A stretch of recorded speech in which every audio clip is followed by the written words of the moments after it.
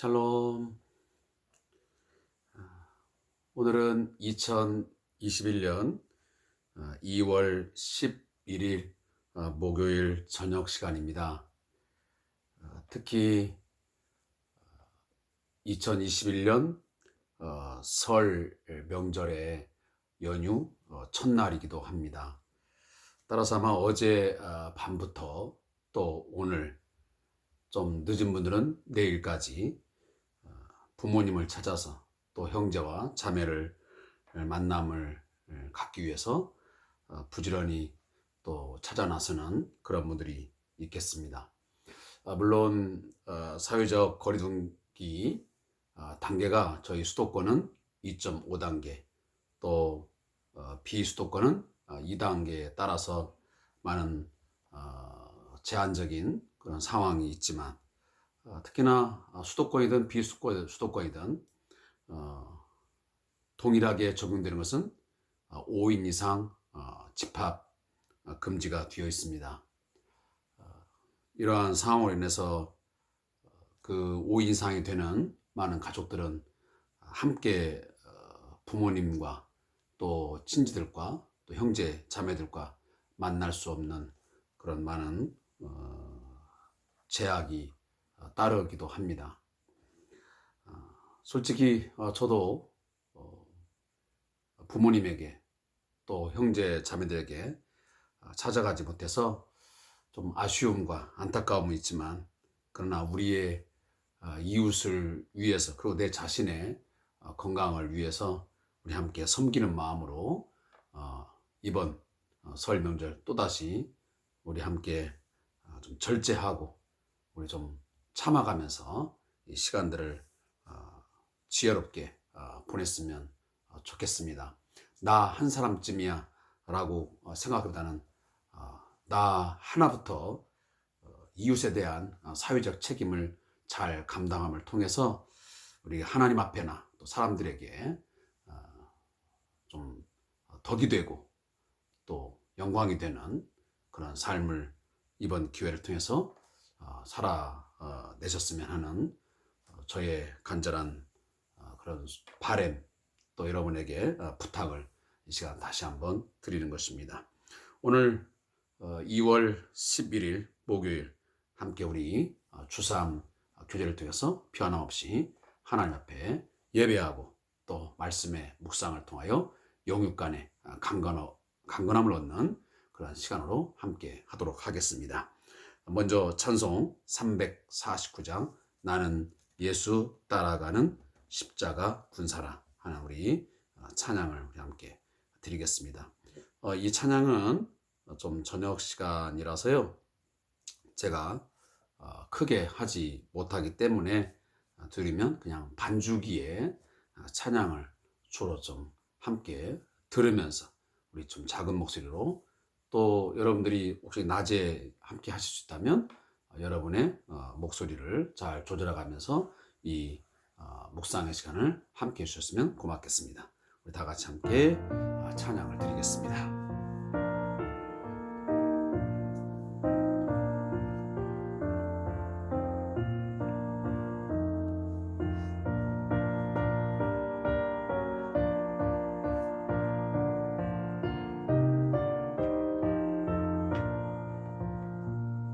너는 예수 따라가는 십자가 군사라 주 이름 증언하기를 주저하리요.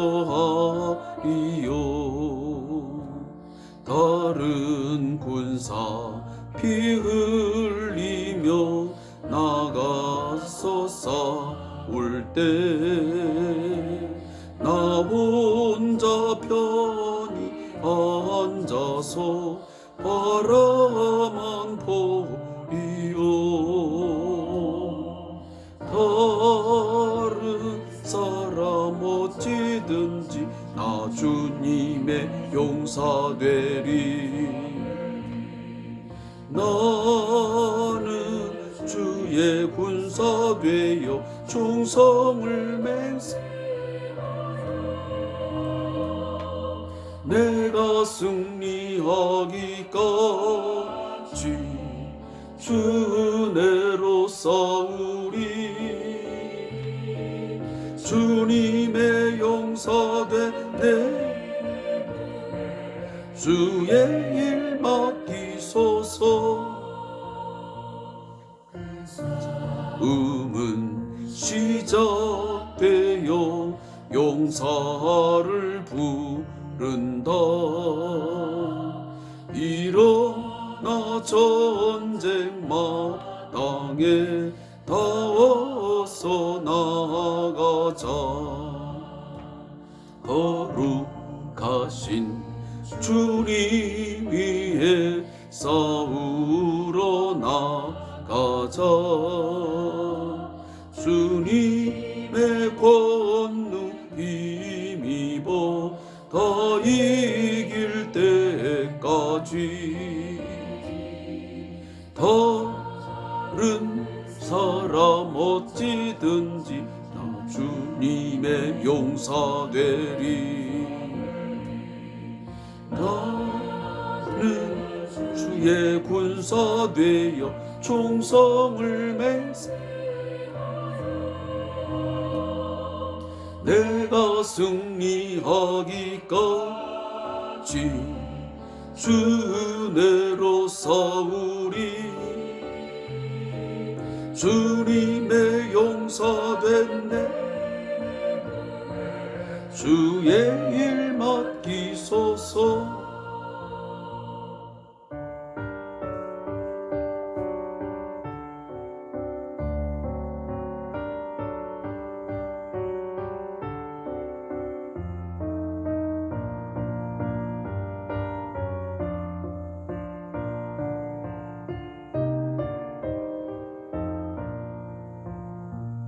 그 승리의 영광 위에 싸워야 하리라.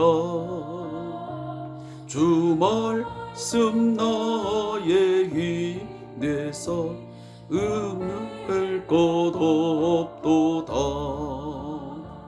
모든 싸움 이긴 후에 그날이 이르며 승전가 높이 부르며 큰 영광 누리리.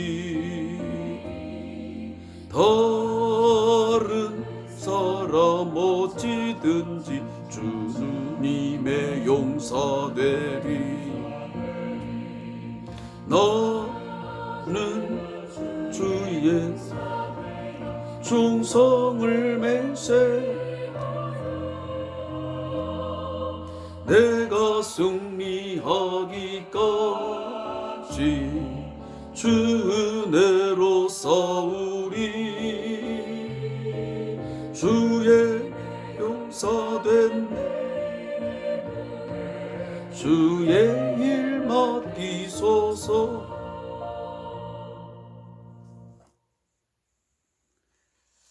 아멘. 제가 섬기는 우리 성도님들에게, 제가 저희 교우들에게 아주 좀 드문 횟수지만 한 번씩 제가 강하게 어필하는 내용이 있습니다.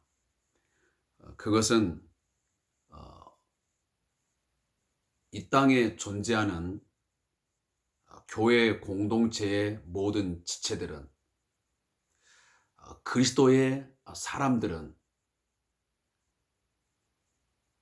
유람선을 타고 유유히 어떤 풍경이나 어떤 광경을 보면서, 그리고 사람들과 잡다한 이야기를 나누면서 편히 삶을 살아가라고 하나님이 우리를 부르시지 않았다는 것입니다. 우리가 반드시 고백하고 믿어야 되는 것은, 이 세상은 영적 전쟁터입니다. 하나님과 하나님의 대적 원수인 마귀가 끊임없이 전쟁을 하는 그런 전쟁터 속에서 우리는 하나님의 군사로, 예수 그리스도의 선한 군사로 뽑힘을, 다시 하면 우리가 징집된 군인들입니다. 따라서 우리는 편하게, 긴장감 없이, 뭔가 태연하게, 태만하게 이 세상을 한순간도 살아갈 수가 없습니다. 그렇게 살다 보면 만약 우리들이 이 영적으로 긴장하지 아니하고 정신을 차리지 않고 말씀과 기도에 전념하지 아니하면 우리가 삶의 어떤 목표와 그 목적의식을 분명하게 세우지 않고 흥청망청 살아가다 보면 이 마귀가 놓은 많은 덫에 우리는 걸려들게 되고 많은 유혹과 시험에 걸려 넘어져서 많은 실패와 고통과 어려움을 겪게 되어 있습니다. 물론 말씀 붙들고 우리가 열심히 신앙생활해도 어려움을 겪는 것은 분명 존재합니다. 그러나 그 어려움과 이 어려움은 분명 다를 수밖에 없는 것입니다. 사랑하는 성도 여러분, 오늘 우리 함께 이 찬양을 통해서 하나님 앞에 올려드렸지만 우리는 큰 싸움이 있는 영적 전쟁터에 부름을 받은 하나님의 군사인 것을, 십자가 군사인 것을 믿고 우리가 죄와 싸우되 이 세상의 신인 저 마귀와 대적하며 싸우되 피 흘리기까지 우리가 죽도록 충성하면서 말씀 붙들고 주의 군사 되어서 주님 바라보고 우리의 대장 되시는 예수의 명령에 순종하면서 살아간다면 우리는 반드시 이 전쟁에서 승리할 수밖에 없는 그런 존재, 그리고 그러한 교회 공동체인 것을 믿으시기 바랍니다. 우리는 이미 예수의 십자가의 죽으심과 부활을 통해서 승리를 맛본 자들이고 그 승리를 통해서 우리는 구원을 얻은 자들입니다. 그렇다면 우리는 그 승리를 맛본 자로서 이미 우리는 큰 싸움에서 승리를 가져오신 그 예수와 함께 걸어가는 삶이라고 한다면 더 이상 우리가 주저하거나 겁내거나 낙심하고 절망하는 삶이 아닌, 가다가 넘어지긴 하지만, 쓰러지긴 하지만 우리는 아주 엎드러지지 말고 하나님의 손에 붙들려서 오직 위에 계시는 주님 바라보고 주의 말씀에 순종하여 전신갑주를, 하나님의 전신갑주를 입고 이 세상에서 온전히 하나님의 사람으로 승리하며 살아갈 수 있기를 바라겠습니다. 자, 오늘은 말씀은 마가복음 9장 30절부터 37절의 말씀을 우리 함께 묵상하도록 하겠습니다. 마가복음 9장 30절에서 37절입니다. 신약성경 69페이지부터 70페이지가 되겠습니다. 함께 말씀을 읽겠습니다. 그곳을 떠나 갈릴리 가운데로 지날새 예수께서 아무에게도 알리고자 아니하시니 이는 제자들을 가르치시며 또 인자가 사람들의 손에 넘겨져 죽임을 당하고 죽은 지 3일 만에 살아나리라는 것을 말씀하셨기 때문이더라. 그러나 제자들은 이 말씀을 깨닫지 못하고 묻기도 두려워하더라. 가버나움에 이르러 집에 계실새 제자들에게 물으시되 너희가 길에서 서로 토론하는 것이 무엇이냐 하시되 그들이 잠잠하니 이는 길에서 서로 누가 크냐 하고 쟁론하였음이로라. 예수께서 앉으사 12 제자를 불러서 이르시되 누구든지 첫째가 되고자 하면 뭇사람의 끝이 되며 뭇사람을 섬기는 자가 되어야 하리라 하시고 어린아이 하나를 데다가 그들 가운데 세우시고 안으시며 제자들에게 이르시되 누구든지 내 이름으로 이런 어린아이 하나를 영접하면 곧 나를 영접함이요 누구든지 나를 영접하면 나를 영접함이 아니요 나를 보내신 이를 영접함이니라. 아멘. 자, 오늘 함께 읽은 이 본문을 통해서 고난받는 인자와 제자의 길 2번을 함께 제목으로 삼아 묵상하겠습니다. 여기에 대한 본문 요약을 이 주3교재에 나와 있는 것을 그대로 여러분에게 읽어 드리도록 하겠습니다.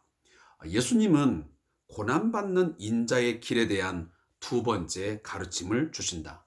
하지만 제자들은 누가 큰 자인지 논쟁만 할 뿐이다. 이에 예수님은 어린아이와 자신을 동일시하시며 제자 공동체에서 어떤 존재가 귀히 여김을 받아야 하는지 알리신다. 아멘.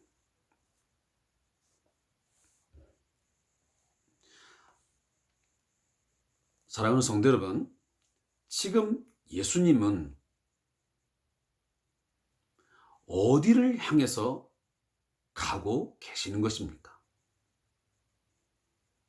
지금 예수님의 매일매일의 삶의 발자국은 그의 가시고 계시는 그 길들은 무작정, 무계획 속에서 가시는 걸음, 일들을 아니었습니다. 하나님께서 이 메시아, 예수를 통해서 뭔가 하시고자 하시는 그 궁극적인 그 주 목적을 수행하기 위해서, 그것을 이루시기 위해서, 성취하기 위해서 지금 한 걸음 한 걸음 스텝 바이를 하고 있는 것입니다.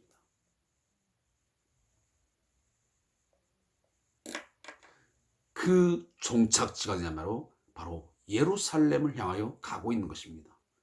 예루살렘은 어떤 곳이냐? 결국은 예수님이 마침내 온 세상의 죄를 짊어지시고 그 죄값을 지불하시고 자기 백성을 구원하기 위하여 대속물로, 화목제물로 죽어야만 되는, 그래서 그 마지막 그 사명을 감당해야만 하는 곳이었느냐, 바로 이 예루살렘이었습니다. 그래서 그 예루살렘을 향하여 오늘 예수님은 그 길을 걸어가고 있는 것입니다. 그런데 똑같이 예수님도 그 길을 걸어가고 있고, 자, 제자들도 지금 그 길을 같이 걸어가고 있는데, 그 길에서 정반대의 지금 일들이, 어떤 생각들이 일어나는 것입니다. 그것은 예수님은 끊임없이 내가 하나님의 아들로서 이 땅에 내가 보내진 구원자, 메시아인데, 다시 말해 내가 그리스도인데, 그 그리스도 되심, 그 메시아 되심의 그 사역을 완수하기 위해서는 내가 반드시 고난을 받고 죽임을 당한 후에 3일 만에 다시 살아나야 된다. 그 고난받으심, 그리고 그 죽으심을 통해서만 이 구원 사역이, 이 속죄 사역이 이루어진다라고 하는 것을 여러 번 예수님은 간접적으로 또 직접적으로 말씀하십니다. 그래서 예수님이 그 가시는 길은 철저하게 자신이 인식하기를, 나는 고난받는 종으로서 나는 결국은 섬기기 위하여, 내가 섬김을 받으러 온 것이 아니고 나는 섬기려 왔노라. 그래서 마지막에는 내가 죽음을 통해서, 그 십자가의 죽음을 통해서 나는 온 인류를, 결국은 하나님을 섬기는 그런 종으로서 내가 사명을 완수할 거라고 말씀하지 않습니다. 그리고 예수님은 그것을 인식하셨습니다. 자기 자신에 대한 인식을 정확하게 하고 있었습니다. 그런데 거기에 함께 발을 맞추어서 부름을 받은 제자들은, 그의 제자들은 오늘 본문에 보니까 정말 분위기하고는 너무도 걸맞지 않는, 분위기를 파악하지 못하는 어리석은 자의 모습을 갖고 있습니다. 선생은 지금 고난을 받고 죽임을 당하고 그렇게 함으로 그 속죄 사역을 이루기 위한 그 하나님이 정하신 길을 가겠다고 하는데, 그리고 너희도 그와 같은 길을 나와 함께 가자고 하는데, 그 길을 걷고 있는 제자들은 누가 크냐, 누가 첫째가 되느냐, 누가 영광을 받느냐, 그러한 것에 지금 몰입되어 있고 거기에 집중되어 있고 거기에 온 관심이 가 있는 것입니다. 그러니까 지금 예수님이 인자가 사람들 손에 넘겨져 죽임을 당하고 죽은 지 3일 만에 살아나리라 이 말을 함에도 불구하고 지금 30절이니까 제자들은 이 말씀을 깨닫지 못하고 묻기도 두려워하더라. 깨닫지를 못하는 거예요.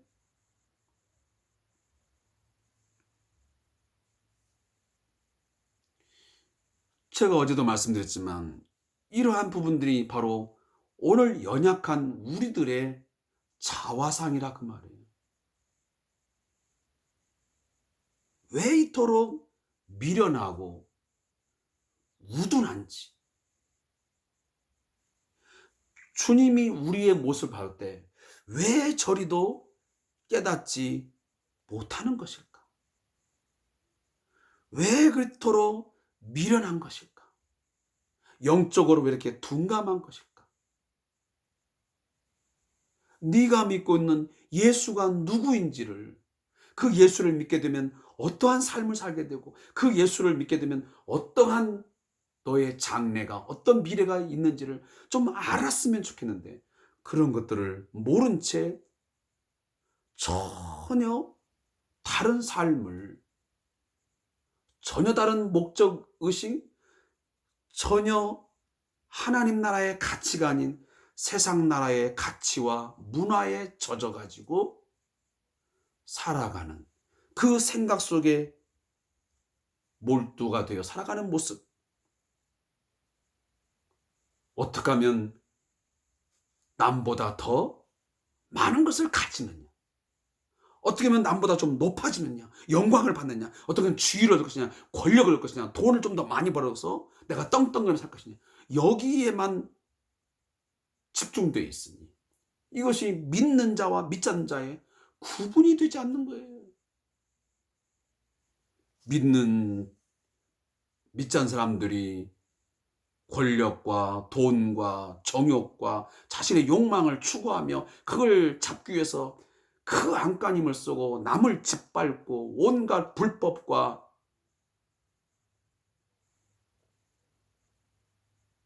부도덕한 삶을 살아가는 모습이나, 교회 공동체 안에 있는 이 하나님의 백성들의 관심과 그 행위, 어떤 그 문화적인 삶을 보면, 그 사회적 삶을 보면 구분할 수 없는, 하시면 거룩함, 구별된 부분이 없다 그 말이에요.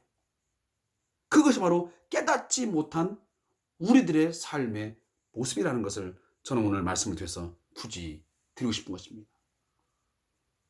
오늘 예수님은 변화산에서 자신의 영광스러운 모습을 보이시고 죽으시고 부활하신 후에 그의 아름다운 그 영광스러운 광채를 제자들에게 보여주시고 나서 산에서 내려와 어떠한 사람을 만나게 됐죠? 말 못하고 못 듣는 사람을 만나게 됐습니다. 그 원인이 뭐냐면 귀신이 들렸기 때문이라고 그랬습니다. 다시 말하면 그 언어 장애와 청각 장애의 원인이 뭐냐면 귀신이 들려서 그렇게 된 것입니다.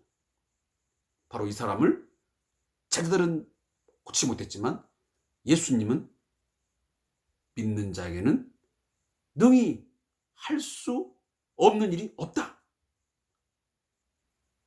말씀하시고 그에게서 귀신을 내어쫓고 그 사람을 온전케 하는 이 귀신 내쫓음, 이 축규 사역을, 치유 사역을 능히 하셨습니다. 그리고 나서 예수님이 이제 다시 이동을 합니다. 그래서 갈릴리, 그곳을 떠나, 바로 그거 봐요. 지금 귀신 들린 소년을 고쳐주시고 그곳을 떠나서 갈릴리 가운데로 지나가십니다. 자, 그런 과정 속에서 예수님이 또다시 자신이 고난을 받고 죽임을 당하고 결국 3일 만에 살아난다라고 하는 것을 두 번째 예고를 하십니다. 첫 번째가 어디였냐면 우리가 이미 지나쳤지만 8장 33절에 나왔습니다. 지금 두 번째 자신의 인자로서의 죽임당하심, 다시 말하면 하나님의 아들, 그 사람의 아들로서 다니엘서에 나오는 그 사람의 아들로서 하나님의 백성들을 그 마음을 돌이키고 깨닫게 하시는데 그 일을 하기 위해서 내가 반드시 고난을 당하고 죽임을 당하고 결국 3일 만에 살아나리라 그 말을 하십니다. 그런데 이 말을 깨닫지를 못하고 서로 누가 크냐라고 이제 서열과 권력 다툼에 지금 이 제자들이 빠져 있는 것입니다.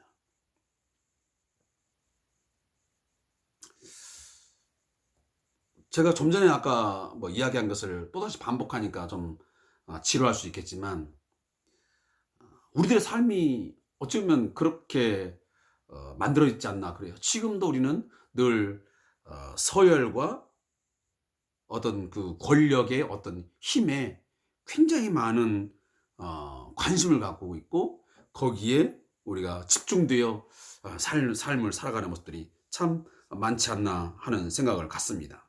자, 그렇게 엉뚱한 예수님의 말씀과는 예수님의 생각과는 전혀 다른 생각 속에서 살아가는 그리고 지금 대화를 나눈 제자들을 향하여 예수님이 한 말씀 하십니다. 그게 바로 35절입니다. 예수께서 앉으사 12제자를 불러서 이르시되 누구든지 첫째가 되고자 하면 무사람의 끝이 되며 무사람을 섬기는 자가 되어야 하리라 그랬습니다. 자, 여기 오늘 제목이 뭐냐면 고난받는 인자와 제자의 길 두 번째입니다. 우리가 이미 2월 7일 날 고난받는 인자와 제자의 길 1을 했습니다. 자, 오늘은 2를 하고 있습니다. 하는데 자, 고난받으시는 이 인자로서의 예수님의 모습 그것과 이 제자들의 지금 그 삶의 모습이 너무 지금 상반된 극과 극을 달리고 있습니다. 자, 그런 속에서 예수님은 끊임없이 그 깨닫지 못하고 우둔한 제자들을 향해서 제자도를 가르칩니다. 나를 따르는 자는 어떠한 가치관을 가지고 어떠한 삶의 자세를 가지고 나를 따라야 되는지를 지속적으로 가르치는 것입니다. 반복 교육을 하는 것이지요. 그래서 그 제자의 길이 우리가 8장에서 뭐냐면 자기를 부인하고 자기 십자가를 지고 나를 쫓아야 된다라고 말씀합니다. 그리고 오늘 말씀에는 어떤 얘기냐면 너희가 정말 첫째가 되고자 하냐 그렇다면 무사람의 끝이 되라. 그래서 무사람을 뭐하냐? 섬기는 자가 되어라. 여기 끝이 된다. 섬기는 자가 된다. 자, 이것은 지금 제자들의 관심과는 전혀 다른 이야기예요. 지금 제자들은 어떻게 하면 첫째가 되느냐, 어떻게 하면 섬김을 받는 자가 되느냐, 여기에 관심 있는 건데 예수님은 끝이 되라. 첫째가 되기는커녕 저 끝이 되고 섬김을 받는 자가 되기는커녕 남의 발을 씻어주는 그런 종이 되라고 지금 말씀하신 것입니다. 그러니 이 제자들에게는 이 메시지가 무슨 의도인지를 전혀 알아들을 수가 없는 것입니다. 그러니까 예수님이 직접 어린아이 하나를 데려다가 그들 가운데 세우십니다. 그리고 시청각 교육을 시키는 겁니다. 자, 봐라. 누구든지 내 이름으로 이런 어린아이 하나를 영접하면 나를 영접한 거다. 그러면 여기 어린아이가 상징하는 그 의미가 뭐라는 걸 우리가 알아야 됩니다. 우리가 성경에 보면 가끔 이 어린아이와 같지 아니하면 이 어린아이 표현이 나옵니다. 자, 오늘 본문에서 이 어린아이는 뭐 어떤 순수함이랄지 순진함을 이야기하는 것이 결코 아닙니다. 성경을 우리가 잘못 이해하면 엉뚱한 이야기를 하는데 그 진정한 의미를, 어떤 그 심볼, 그 상징성을 우리가 잘 알아야 됩니다. 아무것이나 갖다 막 붙여가지고 말도 안 되는 것을 가지고 성경을 호도해가지고 막 적용해가지고 성들에게 말하는 것 굉장히 위험한 일입니다. 여기서 말하는 이 어린아이는 어떤 순수함, 순진함을 이야기하는 게 아니고, 여기는 그 당시에 어린아이라는 이 존재는 사회적 가치를 봤을 때 매우 낮은 지위를 갖고 있는 자입니다. 그래서 어린아이는 사람들의 수를 셀 때 수에 취급하지도 않았습니다. 그러니까 어린아이는 아주 미약한 존재, 열등한 존재, 어떤 종속적인 존재입니다.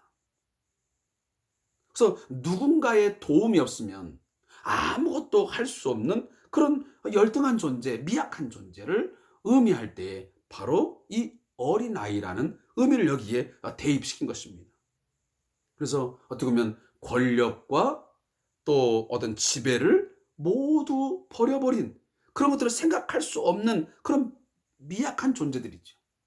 자, 그런 존재를 너희가 뭐하면, 영접하면 그를 한 사람으로 인정하고, 남들은 그들을 가치 없다라고 말하고 열등한 존재라고 말하고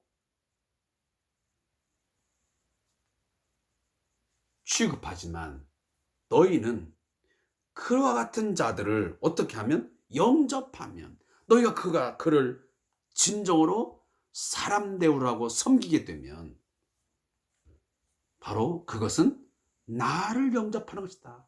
바로 예수님, 바로 그 자신을 섬기는 거라고 말하고, 그 예수님을 섬기는 것은 곧 하나님 아버지를 섬기는 것이라고, 영접하는 거라고 말씀하고 있습니다. 자, 결론입니다. 제자는 어떻게 살아야 되느냐? 제자는 바로 섬김을 받으려고 하는 것이 아니라 섬겨라. 섬기는 자가 되어라. 그 섬길 때에 누구를 섬겨라? 너보다 똑똑하고 잘나고 가치 있고 그런 큰 권력과 돈 가진 자를 섬기는 게 아니고, 저 끝에 있는 자, 아주 미약한 자, 보잘것없는 그런 존재들을 정말 섬겨라. 그것이 곧 제자로서의 합당한 삶의 자세이고 합당한 정신, 합당한 가치관이다. 그렇게 할 때 바로 나를 섬기는 것이고, 곧 나를 섬기는 자는 곧 하나님 아버지를 섬기는 자가 되는 것이다. 너희는 이런 존재가 되어야 된다. 제자로서의 삶을 살아야 된다. 라고 오늘 예수님은 이 교회 공동체, 예수 공동체의, 예수 제자로들의 삶의 부분들을 규정하고 있는 것입니다. 자, 우리 함께 뒷면에 있는 제가 저자의 묵상을 함께 읽고 나서 간단하게 우리 좀 정리하겠습니다. 예수님은 두 번째로 고난받는 인자를 따르라는 가르침을 주신다. 하지만 제자들은 첫 번째 가르침을 받았을 때보다 나아지기는커녕 되레 후퇴한 모습을 보인다. 그들은 누가 더 큰 존재인지를 두고 싸움까지 하고 있던 것이다. 본문은 제자들이 가르침의 내용을 몰라서 인자 예수님과 다른 길을 걸었던 것이 아니라고 말한다. 두려움 때문에 알려고 하지 않았던 까닭이다. 그럼에도 예수님은 다시 제자들을 가르치신다. 이번에는 가장 작은 어린아이와 자신을 동일시하고 낮아진 자신을 하나님과 동일시하면서 높아지고 큰 사람이 되려는 저들에게 작고 낮은 곳으로 내려와 계신 하나님을 보도록 도전하는 것이다. 새 이스라엘이 된 교회의 생명력은 높은 자가 되고 큰 자 안에서 사람의 영광을 보려는 세상과는 달리 낮은 자가 되고 작은 자 안에서 하나님의 영광을 보는 데 있다는 것이 예수님의 가르침이다. 무릇기도 하나님, 우리의 눈을 열어 가장 작은 것에부터 하나님의 영광을 볼 수 있도록 도와주소서. 아멘. 예수님은 이 땅에 오셔서 고난 받으시고 온갖 고통과 괴로움을 다 당하셨습니다. 그것이 왜 그렇습니까? 죄인들을 섬기기 위해서. 더 나아가서는 하나님을 섬기기 위해서 그렇게 했던 것입니다. 고난이 있다 할지라도. 왜? 그 고난이, 그의 죽으심이 바로 구원을 이루는 일이었기 때문입니다. 그렇다면 그의 제자된 우리 성도들은 마땅히 예수의 흔적을 밟아서 살아야 됩니다. 그런데 어찌하여 오늘 우리 성도들은 교회 공동체의 모든 방향성과 그 목적이, 그 바라봄이 고난에 있지 아니하고 남을 섬기는 데 있지 아니하고 그저 어떻게 하면 더 커지느냐, 더 높아지느냐, 더 많은 것을 가지느냐, 거기에 관심이 있고 그것들을 갖기 위해서, 그런 것들을 만족하기 위해서 우리는 낮은 자, 없는 자, 멸시당하는 자, 그 낮은 곳에 처하기보다는 높은 곳에 가서 더 손을 비비고 온갖 부정 청탁을 저질러 가면서 더 가지려고 하고 더 누리려고 하고 온갖 불법을 자행하지 않습니까? 그것은 개인이든 교회이든 지금 우리 사회에서는 동일하게 보고 있습니다. 교회 목사가 되어도 장로가 되어도 집사가 되어도 그리고 이 교회든 저 교회든 늘 관심이 더 많이 갖고 더 많이 누리고 더 화려한 삶을 살아가는 거기에만 있지. 그냥 생색내기, 이 조그마한 부분만 그저 사회적으로 어떤 장학사업, 구제사업, 그 조그마한 것으로 만족하면서 그것이 무슨 섬김의 삶의 전부인 것처럼 여기고 사는 사람들이 너무 많다는 것을 우리가 인정하고 있지 않습니까? 더 이상 우리는 욕을 먹는 그런 개독교라는 말을 들어서는 안 됩니다. 이것 정말 하나님 앞에 개탄스러운 일입니다. 이 일을 이제는 끊어버려야 됩니다. 우리가 가슴을 치며 회개하고 통곡해야 됩니다. 왜 이렇게 되었는지. 앞으로 기독교가 기독교다워지는, 교회가 교회다워지고 성도가 성도다워지는데 오늘 말씀처럼 고난받는 그 길을 선택하고 그 고난이 있은 뒤에 우리가 영광이 있습니다.